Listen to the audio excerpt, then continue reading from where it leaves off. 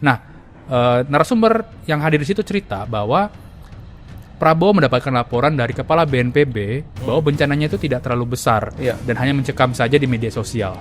Dan omongan kepala BNPB itu kan ada tuh di hari Jumat ya, dia berbicara di publik dan belakangan setelah dikecam oleh berbagai kalangan ya, termasuk di hari ini ada sidang di MK kan yang mempertanyakan gimana sih kepala BNPB ini bisa lolos seleksi menjadi kepala BNPB. Dia meminta maaf pada publik gitu. Dan memang ya Kang, di hari-hari itu pemerintah terlihat sekali gelagapan. Dari Kamis sampai Sabtu itu, akhir pekan itu ya. Akhir pekan itu belum ada menteri yang turun ya ke lapangan. Menteri yang pertama kali turun adalah Menteri Pertahanan Syafri Samsudin. Dan dia turun bersama Titik Soeharto dan anak Prabowo, Mas Didit ya ke sana. Dan banyak narasumber yang cerita Prabowo baru mendapatkan informasi seutuhnya bahwa kondisi bencana alam atau banjir dan longsor di 3 provinsi itu sangat parah setelah mendapatkan laporan dari Syafri Samsudin, Menteri Pertahanan.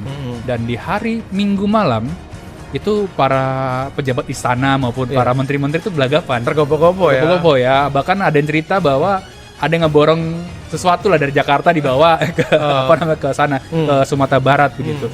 Dan jam 10 malam para menteri itu baru diinfokin bahwa Prabowo mau datang ke Sumbar, Sumatera Utara dan Aceh. Ada seorang yang cerita bahwa bahkan menteri-menteri itu kelabakan gimana nih untuk nyari penerbangan ke daerah bencana, karena kan sampai sekarang juga banyak akses masih terputus ya Kang. Dan ya penerbangan juga belum pulih seutuhnya gitu. Dan terlihat sekali ya bahwa tergagap-gagap setelah Prabowo hadir ke 3 daerah bencana itu, barulah menteri-menteri mulai datang satu persatu lah ya, bantuan mulai datang dan seterusnya. Memang ada fase kosong itu, jadi ada narasumber juga cerita, Sen, ini persis banget mirip demonstrasi Agustus, yang pemerintah vakum tuh, nggak ada tuh kan. Ada beberapa waktu jeda ya. Ada jeda itu kan. Gue tanya lagi, gue gali ya, kenapa?